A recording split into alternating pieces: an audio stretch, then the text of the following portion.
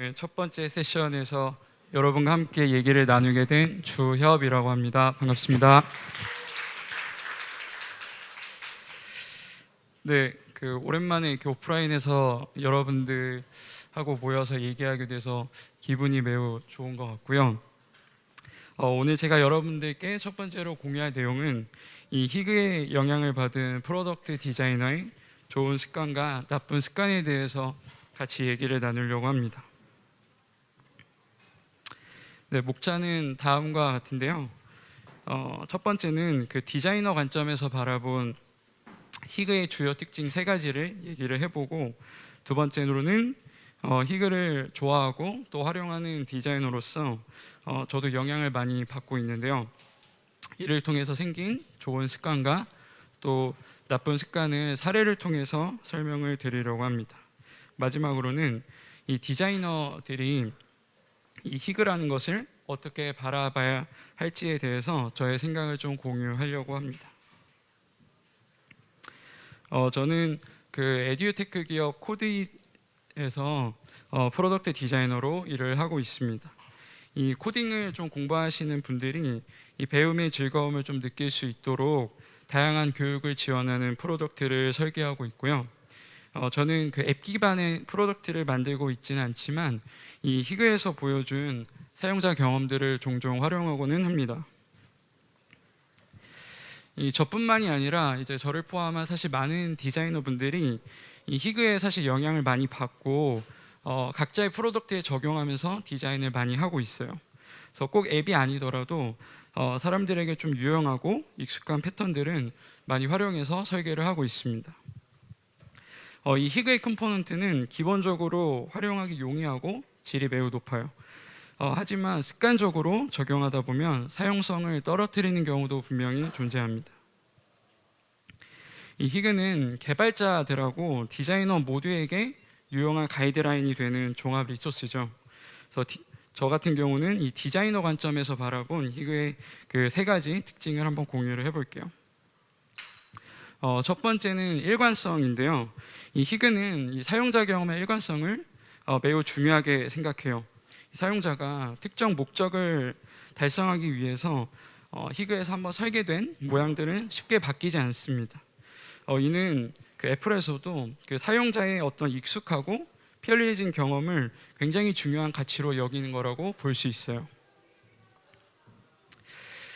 이 초창기 아이폰 계산기 앱을 보면요, 왼쪽이 아이폰 3, 4 정도의 인터페이스가 될 것이고, 우측의 아이폰이 이제 최근의 인터페이스라고 볼 수 있는데요. 오랜 시간이 지난 지금과 비교해도 크게 다르지가 않죠. 그래서 혹시 이 계산기 앱에서 숫자 같은 거 잘못 눌렀을 때 아직도 처음부터 다시 눌러서 작성하시는 분들 계실 거라고 생각을 하는데, 희그는 이 불편함도 사실 일관성 있게 유지하는 특징도 있거든요.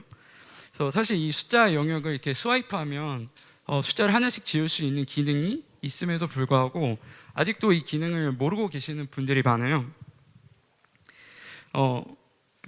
이러한 어떤 불편함들도 분명히 있지만 희그는 기존의 디자인을 거의 유지하고 있다는 특징도 있다는 거죠.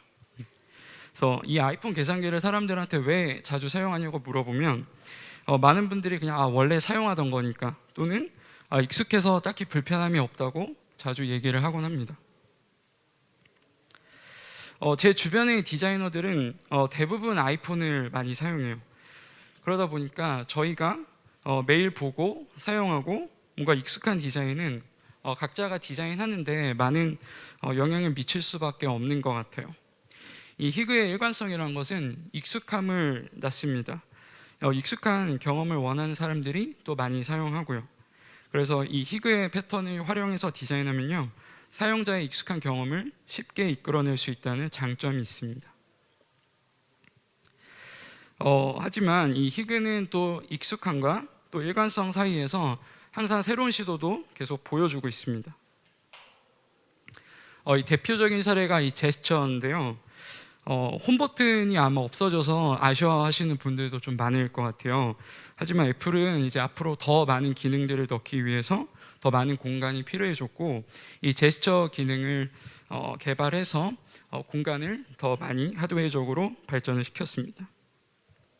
이렇게 홈 버튼이 사라지고 이런 큰 어떤 변화가 있을 때는 항상 비용과 이익을 비교를 해야 되는데요. 이 제스처라는 기능이 생기면서 이 학습자들은 정정할게요. 이 사용자들은 학습을 새로 해야 되고 매우 불편해할 수도 있겠죠. 이 제스처라는 기능을 적응하기까지는 분명 비용이 들 겁니다. 하지만 애플은 이 혁신을 만드는 위치에 있는 기업이잖아요. 그래서 결국 강력한 이 브랜드 힘으로 이 스와이프 제스처를 표준 어휘로 만들 가능성이 매우 높다고 생각합니다. 그리고 이 제스처 기능이 확대되면 디자이너들은 더 많은 콘텐츠를 화면에 표현할 수가 있겠죠. 이 주요 특징들을 세 가지 정도로 얘기를 해봤는데요. 이 애플의 어떻게 보면 디자인 정신이라고도 할 수 있는 이 히그라는 것은 이렇게 다양한 성격을 좀 가지고 있습니다. 좀 본격적으로 이제 히그를 통해서 생긴 습관들에 대해서 얘기를 한번 해볼 텐데요. 제가 설계하는 프로덕트에도 이 iOS에서 보여준 많은 패턴들이 녹아 있습니다.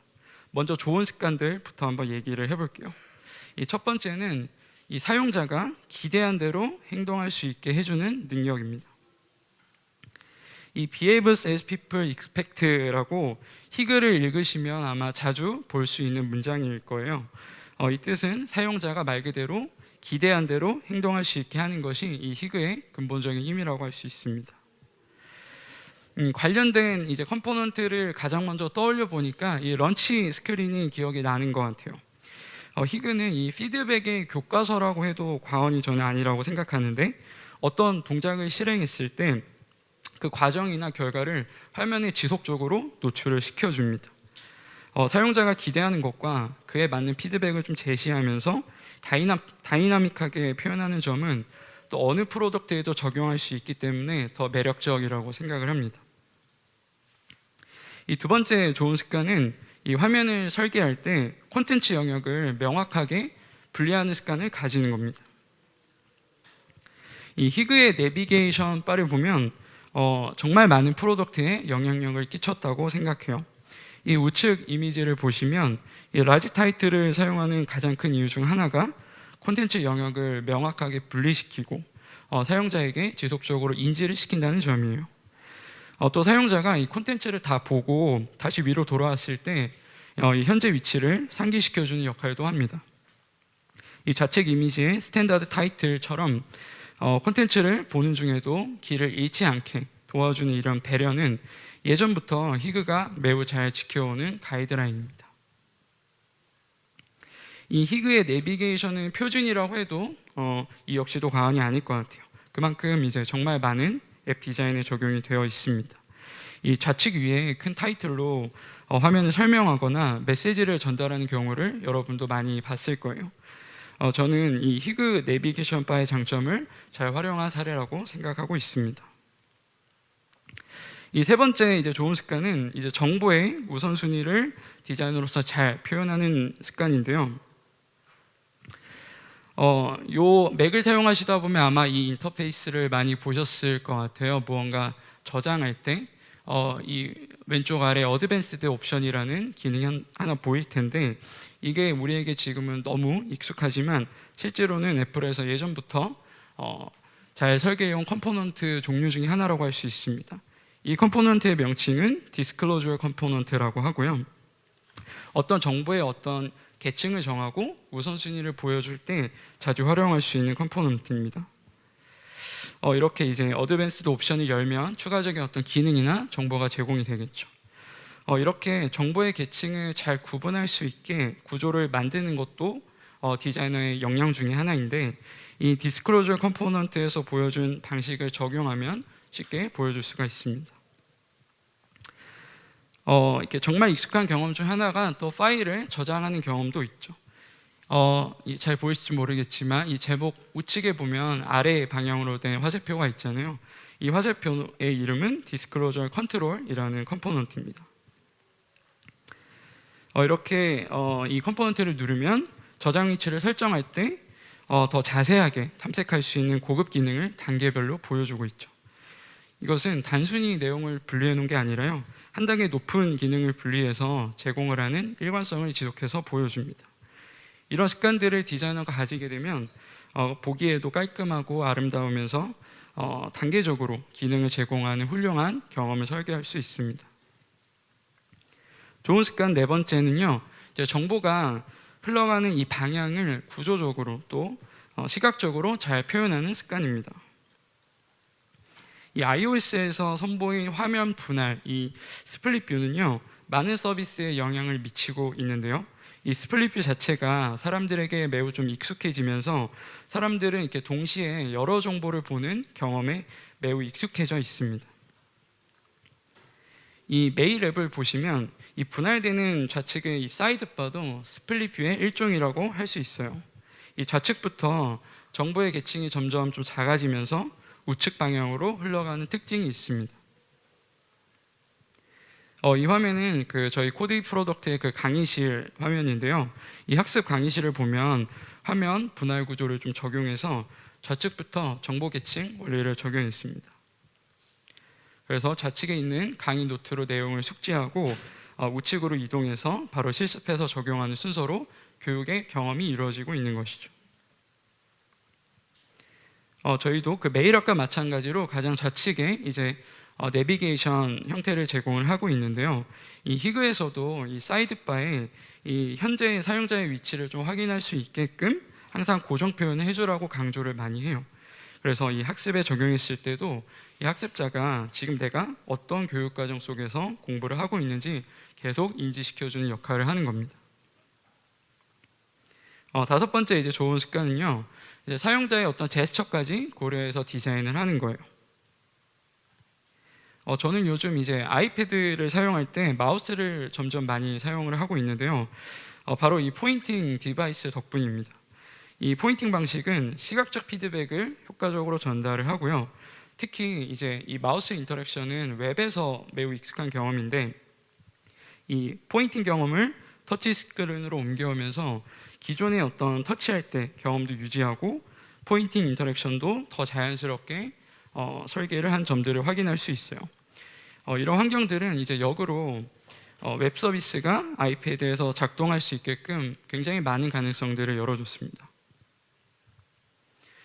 이렇게 이제 지금 커서가 보이지 않지만 커서를 왔다 갔다 할 때 이렇게 주변에 그림자가 생기는 것이 하이라이트 효과라고 하는데요. 이 하이라이트 효과를 통해서 웹에서도 익숙한 어떤 마우스 호버의 경험들을 이 터치 기계에도 적용을 했기 때문에 이 웹을 잘 아는 디자이너는 아이패드의 어떤 서비스를 최적화할 때 별도의 공부를 안 해도 충분히 잘 할 수 있습니다. 그리고 이 터치 스크린이라는 것이 사용자가 손가락을 직접 대기 전까지는 어떤 대상을 지정하는 경험이 없죠. 근데 이 포인팅 경험은 이 자석 효과를 넣어서 이렇게 딱딱 달라붙는 것 같은 효과죠. 이런 것들을 통해서 사용자가 이 포인터로 대상을 잘 지정할 수 있구나 라는 피드백을 계속해서 보여주고 있습니다. 이 마우스 인터랙션은 웹이 사실 표준이지만 히그를 보면서 이 iOS가 거꾸로 웹에도 영향을 줄 수 있겠다라는 생각을 하게 됐어요. 이제 히그를 통해서 영향을 받으면 항상 이제 또 좋은 습관만 있는 것은 아닙니다. 나쁜 습관 첫 번째는 같은 액션이 여러 의미를 가짐에도 불구하고 지속해서 디자이너들이 이를 활용하고 있다는 점이에요. 이 히그의 대표 액션 중 하나는 이 스와이프 액션입니다. 이렇게 손가락으로 좌측을 스와이프하면 여러 가지 액션을 할 수 있는 컴포넌트죠. 이때 이 스와이프 모호성이라는 것이 발생할 수 있습니다. 이 사용자는 이 스와이프라는 같은 동작 하에 여러 의미를 학습해야 하고 각자가 생각하는 스와이프의 의미가 매우 늘어납니다. 예를 들어서 이제 우리에게 익숙한 카카오톡 화면을 보게 되면 다음 두 가지 상황에서 스와이프를 했을 때 서로 다른 액션을 확인할 수 있죠. 이 좌측 이미지에 나의 친구 목록에서 친구를 스와이프하면 숨김 또는 차단 옵션이 나오고 이 추천 친구 목록에서 친구를 스와이프하면 삭제 옵션만 나오게 됩니다. 이런 점들이 기능을 사용자들이 명확하게 기억할 수 없게끔 만드는 일도 생기고 있습니다.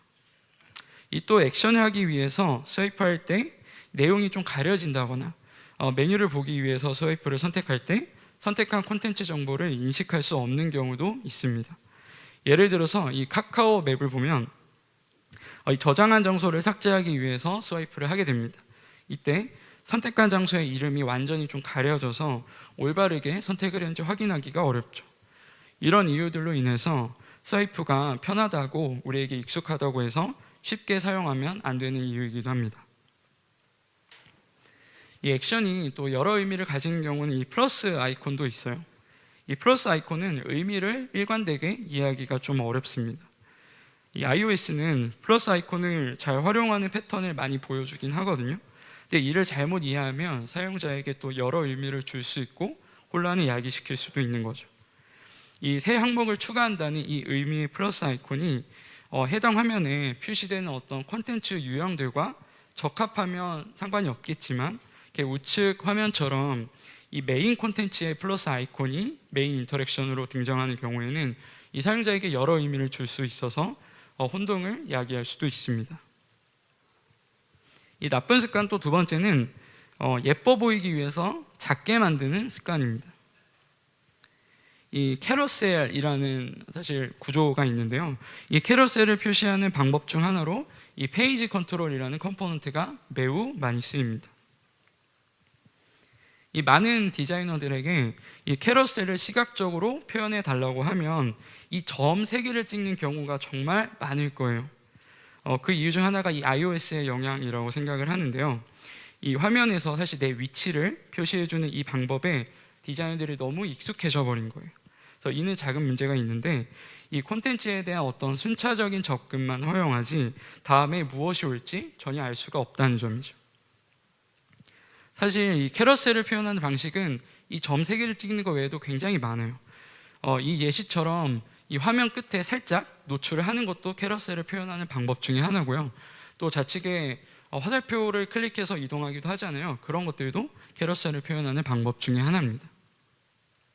그래서 어떤 목적을 달성하기 위해서는 또 여러 가지 방법이 있기 때문에 또 다양한 방법을 고민해보는 자세도 매우 중요하다고 생각을 합니다. 이 나쁜 습관 이제 마지막인데요. 이제 비슷비슷한 생김새로 사용자에게 혼동을 주는 경우입니다. 이 이동 아이콘은 이제 햄버거 바와 모양이 매우 비슷해요. 그래서 그 역할이 명확히 아이콘에서 나타나지가 않습니다. 또 이 이동 아이콘 자체가 목록 어떤 항목보다 훨씬 좀 작고 탭하기가 좀 어려워서 사용자가 필요 이상으로 탭과 드래그 작업을 열심히 하게 만들기도 해요. 이 애플 주식을 보면요, 목록 편집 시에 이동 아이콘을 계속 사용하고 있고 예전부터 자주 바꾸지 않는 컴포넌트 중에 하나입니다. 저희도 이제 강의를 좀 골라서 담고 재생 목록을 만들 수 있는 기능이 있는데요. 최근에 이제 순서 변경 기능을 추가했어요. 근데 이때 실험적으로 이동 아이콘을 굳이 넣지 않고 기능을 런칭을 해도 사용자들이 충분히 잘 활용하는 모습을 확인할 수 있었어요. 그 이유는 이제 마우스 커서가 드래그 포인터라는 더 명확한 표현 방식이 있기 때문이라고 생각을 하고 있습니다.